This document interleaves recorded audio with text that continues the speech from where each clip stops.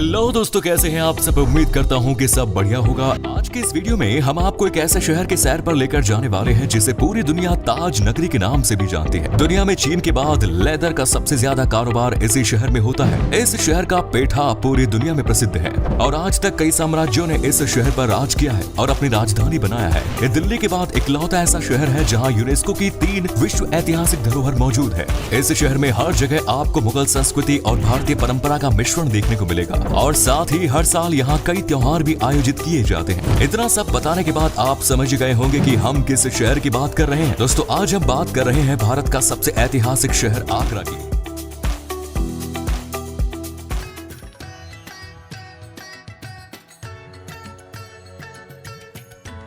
मोहब्बत का जब भी जिक्र होता है तो लैला मजनू, हीर रांझा और ताजमहल का नाम सबसे पहले आता है।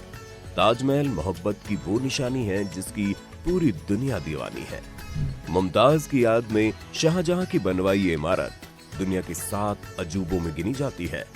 हाथी दांत और सफेद संगमरमर का मकबरा दिखने में बड़ा खूबसूरत है, जिसमें पत्थर का काफी बेहतरीन काम किया गया है।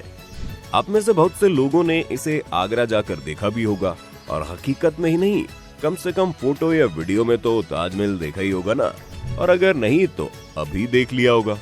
लेकिन क्या कभी आपने सोचा है उस पर लगा एक एक पत्थर कैसे रुका हुआ है और कैसे इस पूरी इमारत का निर्माण हुआ होगा?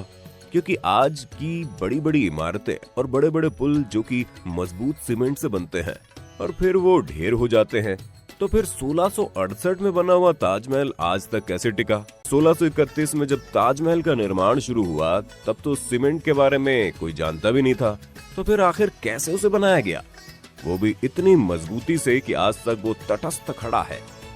क्या हुआ, सोच में पड़ गए? कोई बात नहीं, हम बताते हैं ना, लेकिन वीडियो को बिल्कुल स्किप मत करना। तो चलिए शुरू करते हैं। ताजमहल की कहानी ज्यादातर लोगों ने सुनी ही है कि ये शाहजहां ने अपनी तीसरी बीवी मुमताज की मोहब्बत में बनवाया था और जमाने में इसे बनवाने में करीब 3 करोड़ की लागत आई थी। और ताजमहल आज भी दुनिया को हैरान करने में कोई कसर नहीं छोड़ता, चाहे वो इसके सफेद मार्बल्स हो, चाहे नक्काशियों में लगे अनोखे पत्थर हो या इसकी कारीगरी। और आज हम इसकी कारीगरी पर ही बात करेंगे, लकड़ियों से बनी हुई ताजमहल की नींव। अब ये बात भले ही आपको सुनने में अजीब लग रही होगी और आप सोच भी रहे होंगे कि पागल हो गया क्या, भला लकड़ियों की नींव 370 साल से भी ज्यादा कैसे टिक सकती है? पर यही सच्चाई है। चलिए हम समझाते हैं। इस लकड़ी की नींव में सबसे बड़ा रोल यमुना का है। जी हाँ, जिस तरह से शाहजहां मुमताज के बिना अधूरे है, उसी तरह यमुना के बिना ताजमहल बेकार है। इसलिए नहीं कि यमुना नदी इसे खूबसूरत व्यू देती है, बल्कि इसलिए क्योंकि बिना यमुना के ताजमहल का कोई वजूद नहीं रहेगा और वो गिर जाएगा। जी हाँ, सही सुना आपने। असल में सारा खेल उसी लकड़ी का है। दरअसल वो लकड़ियां इबोनी यानी आबनूस के पेड़ की लकड़ियां हैं। आबनूस की लकड़ी एक तरह से पत्थर की तरह होती है, जो आम लकड़ियों की तरह पानी पे तैरते नहीं बल्कि डूब जाती हैं। इन लकड़ियों की खासियत ये होती है कि इनमें दीमक नहीं लगती, और सबसे जरूरी बात, अगर आबनूस की लकड़ियों में परमानेंट 30 या 30 से ज्यादा % नमी बनी रहे तो आबनूस की लकड़ी कभी खराब नहीं होगी। ताजमहल के केस में भी यही है। नींव में लगे होने के कारण इन लकड़ियों का यमुना के पानी से पर्याप्त मात्रा में नमी पहुंचती रहती है, और यही कारण है कि लकड़ियां पत्थर से भी मजबूती से जमी हुई है। और इसलिए ही ताजमहल अभी तक टिका हुआ है, क्योंकि उसके किनारे यमुना नदी है। लेकिन यमुना जिस तरह से सूख रही है उसने आर्कियोलॉजिस्ट की चिंता बढ़ा दी है। उनका मानना है कि जिस दिन यमुना का पानी ज्यादा कम हो जाएगा उस दिन लकड़ियों में नमी का स्तर 30% से कम हो जाएगा और ताजमहल गिर जाएगा। आपको ये जानकर जरूर हैरानी होगी कि ताजमहल का रंग भी बदलता है। दिन के अलग अलग पहर के हिसाब से ताजमहल भी अपना रंग बदलता रहता है। सुबह देखने पर ताज गुलाबी दिखता है, शाम को दुधिया सफेद और चांदनी रात में सुनहरा दिखता है। ऐसा सफेद संगमरमर पर सूरज और चांद की रोशनी पड़ने के कारण होता है। ऐसा कहा जाता है कि ताजमहल के निर्माण के वक्त भूत और चीनी इसकी नींव नहीं रखने देते थे। वे बार बार इसे ध्वस्त कर देते हैं और कारीगरों को डराकर भगा देते थे। ऐसे में शाहजहां ने भूत जिन्न को वहां से भगाने के लिए इमामों की राय ली। इमामों ने शाहजहां को 12 में बुखारा शहर के पीर हजरत अहमद बुखारी को बुलाने का सुझाव दिया था। तब बादशाह के बुलावे पर पीर अपने 4 भाइयों और सैकड़ों सहायकों के साथ आगरा आए। चारों पीर बंधुओं ने आगरा में ताजमहल के न्यू परिसर में पहुंचकर कुरान के करने पड़े थे। इसके बाद शाहजहां के हाथों नींव रखवाकर ताजमहल को बनवाने का काम शुरू कराया गया। तब कहीं जाकर इसका निर्माण शुरू हो सका। इन चार पीर बंधुओं की मजार ताजमहल के चारों तरफ बनी हुई है। माना जाता है कि जब तक यह मजार यहाँ है, ताजमहल और कुछ भी नहीं होगा।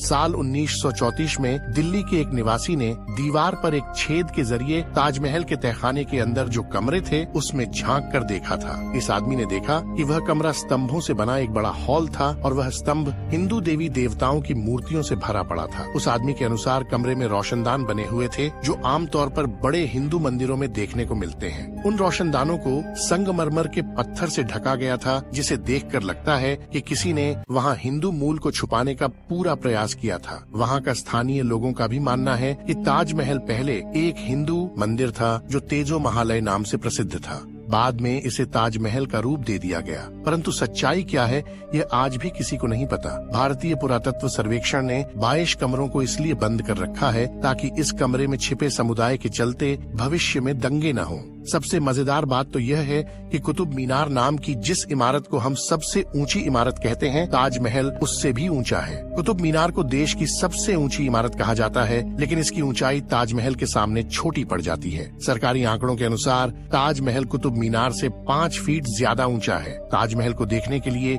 एक दिन में सबसे ज्यादा भीड़ इकट्ठी होती है। पूरी दुनिया में कोई ऐसी दूसरी इमारत नहीं है जहां एक दिन में इतने सैलानी इकट्ठे होते हों। ताजमहल को देखने के लिए पूरी दुनिया से 12,000 के आसपास सैलानी हर रोज आगरा की ओर रवाना होते हैं। क्या आप शाहजहां के सपने के बारे में जानते हैं, जो उन्होंने अपनी बेगम मुमताज महल के लिए नहीं बल्कि अपने लिए देखा था? काले ताजमहल का सपना शाहजहां चाहते थे कि मुमताज के लिए बने सफेद ताजमहल के बाद वे अपने लिए काला ताजमहल बनवाएं। लेकिन जब उन्हें उनके बेटे औरंगजेब ने कैद कर लिया तो यह सपना हमेशा के लिए सपना बनकर ही रह गया। यदि ताजमहल की मीनारों पर गौर किया जाए तो आप देखेंगे कि चारों मीनारें सीधी खड़ी न होकर एक दूसरे की ओर झुकी हुई हैं। इमारतों का झुका हुआ निर्माण बिजली और भूकंप के दौरान मुख्य गुम्बद पर न गिरने के लिए किया गया था। कुछ लोग तो कहते हैं कि चारों मीनारें गुम्बद को झुककर सलाम कर रही हैं, इसीलिए झुकी हुई हैं। कहा जाता है कि जिन मजदूरों ने ताजमहल को बनाया था, शाहजहां ने उनके हाथ कटवा दिए थे। लेकिन इतिहास में वापस लौटा जाए तो ताजमहल के बाद भी कई इमारतों को बनवाने में उन लोगों ने अपना योगदान दिया था जिन्होंने ताजमहल बनाया था। उस्ताद अहमद लाहौरी उस दल का हिस्सा थे जिन्होंने ताजमहल जैसी भव्य इमारत का निर्माण किया था और उस्ताद अहमद की देख रेख में लाल किले का निर्माण कार्य शुरू हुआ था। कहा जाता है कि ताजमहल शाहजहां ने नहीं बल्कि समुद्रगुप्त ने बनवाया था। जिस जगह पर हम आज की तारीख में ताजमहल जैसी भव्य इमारत को देख पा रहे हैं, वहाँ पहले शिव मंदिर था जिसका नाम तेजो महालय था और उसकी छत से टपकने वाला पानी शिव जी के शिवलिंग पर बूंद बूंद करके टपकता था। इसके पीछे की एक कहानी यह भी है कि जब शाहजहां ने सभी मजदूरों के हाथ काटे जाने की घोषणा की ताकि वे कोई और ऐसी इमारत न बना सकें, तो मजदूरों ने इसकी छत पर एक छेद छोड़ दिया ताकि शाहजहां का खूबसूरत सपना पूरा न हो सके।